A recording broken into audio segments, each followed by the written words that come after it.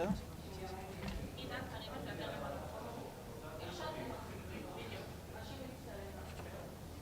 Okay.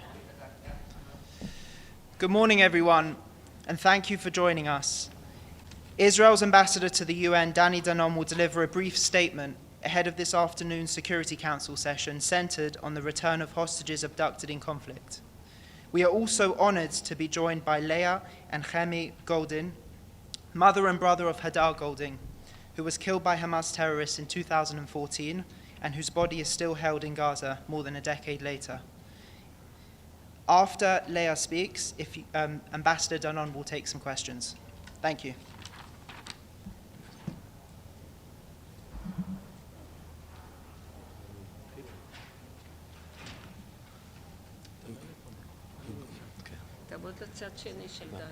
Good morning. Thank you all for being here. I stand today with Leia and Menachem Goldin, the mother and brother of Hadar Goldin. Hadar was murdered by Hamas nearly 11 years ago during a ceasefire brokered by the United Nations and the United States. That ceasefire was meant to allow for a humanitarian pause in the fighting.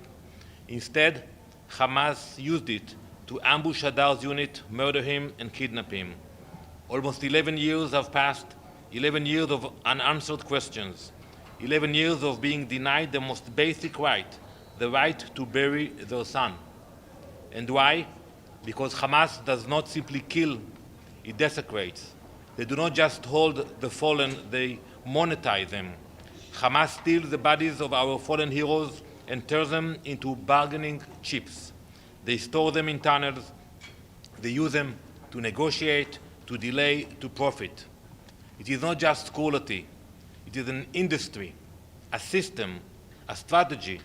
Hamas has created an economy of death. To them, a son or a daughter are no different than cash in hand.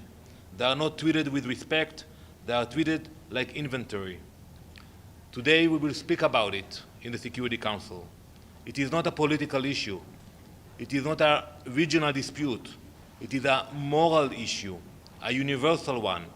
Across every culture, every religion, and every civilization, there is one sacred truth that binds us. The dead must be laid to rest. You can find it in Judaism, in Christianity, and in Islam. The grieving must be allowed to grieve. Every parent deserves to bury their child. But the Goldin family has been denied that right, because to Hamas, a body is not a loved one, it is a tool. This should not only outrage the members of the Security Council today, it should shock the conscience of the entire world. Today, the State of Israel repeats its pledge. We will never stop fighting to bring our people home, in life or in death. That is our duty. That is our promise, and we will fulfill it. Now, it is my honor to invite Leia Goldin to speak.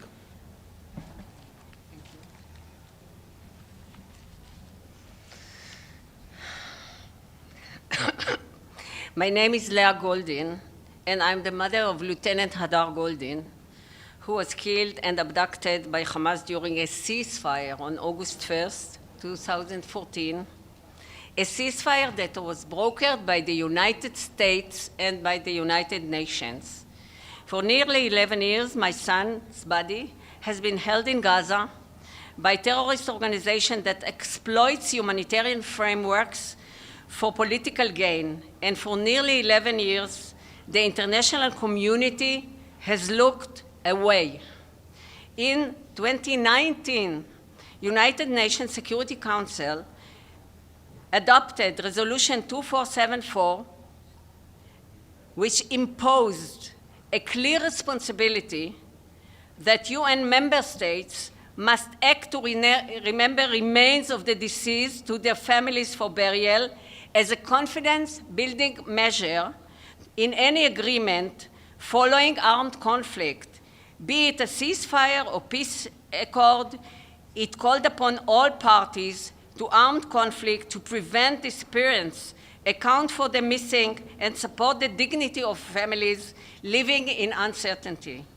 The words of that resolution were powerful, but words alone do not bring our children home. In the years since its adoption, Resolution 2474 has been forgotten, its principles ignored, its enforcement non-existent.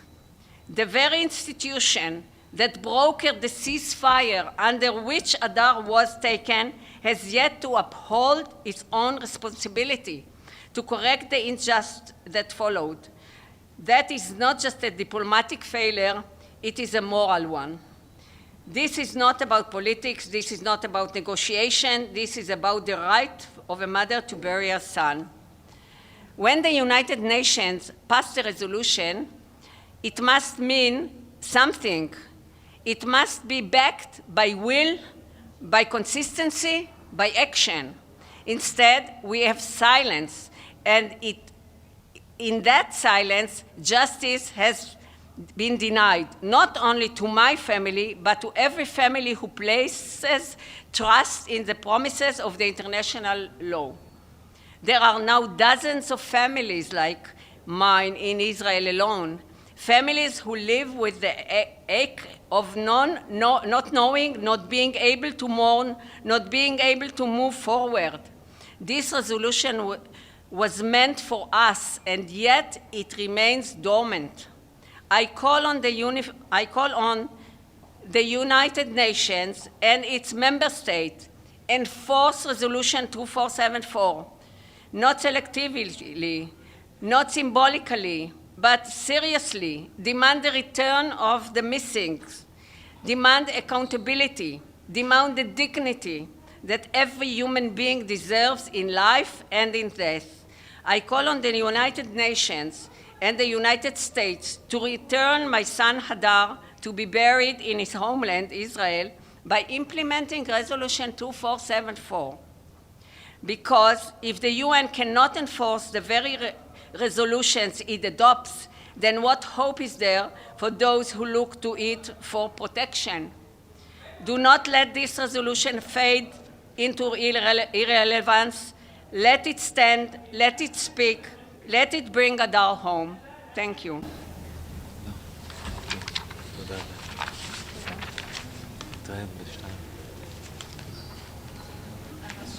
Yes, please. Thank you. And we'll be watching that this afternoon. We all received the announcement that the Gaza Humanitarian Fund will be starting work.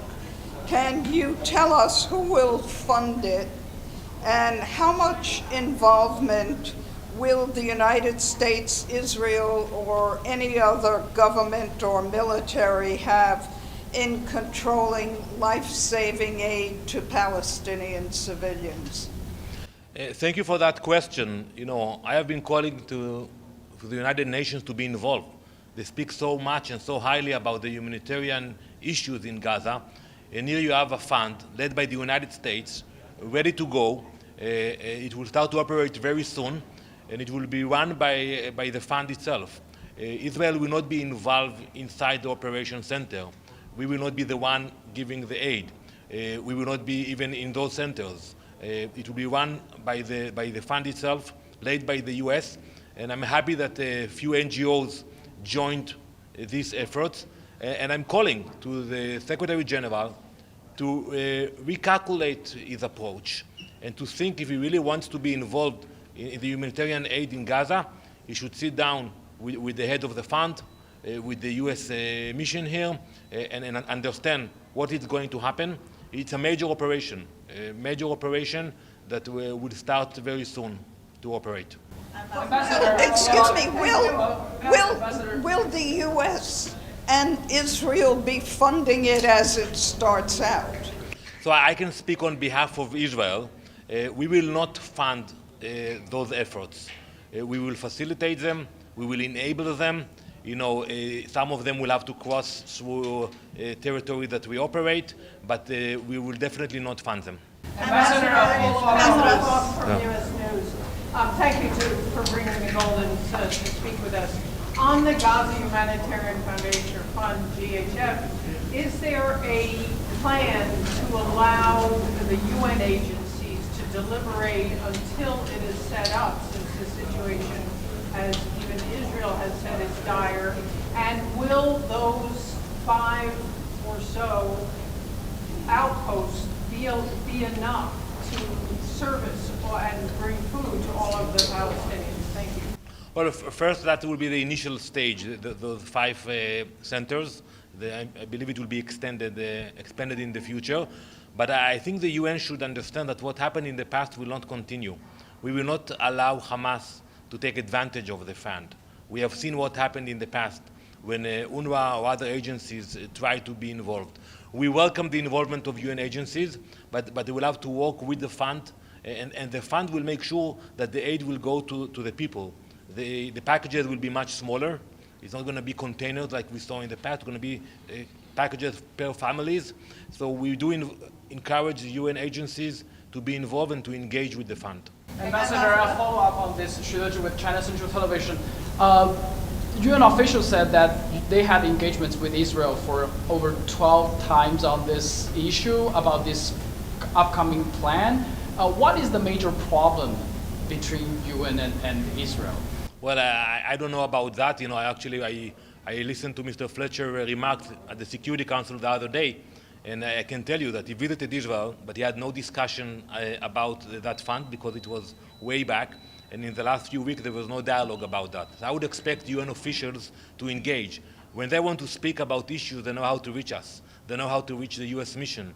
We are here to engage. They haven't reached out for... No, they haven't reached out. They got some information from the media, I assume. But I think they should look into that and to realize that if they want to be involved, that is the way to be involved. Okay, Ambassador, the foundation has asked Israel to expand the distribution points to the north of Gaza. Has Israel agreed to that? It has also asked Israel to restart humanitarian deliveries now under the existing procedures until the foundation is set up. Has Israel agreed to that? When will humanitarian deliveries into Gaza restart? Well, I'm not familiar with those requests. Maybe they went directly to Jerusalem. But I will tell you that, we appreciate the effort of the United States. We work with the United States, and we make the distinction between those who actually want to be involved in the humanitarian efforts and those who want to accuse Israel and put slander against us. And I think the fund is a good initiative that will actually allow us to move forward and will weaken Hamas control in Gaza. Thank you. Ambassador, another topic. Last one, please. Yeah, okay. President Trump just announced the cessation of sanctions on Syria, and also he met with the leader of the current Syrian government. What's Israel's position on this announcement? Well, it is a U.S. decision. We said earlier when Europe decided to lift sanctions that it was too early. We should look at the actions of the new regime, to look at the way they treat the minorities, the Druze minority, the Kurds, and to take it slowly. But, we happen to live there, and so for us, we take it slower, we are more careful, but as I said earlier, it is a U.S. decision. Thank you very much. Thank you.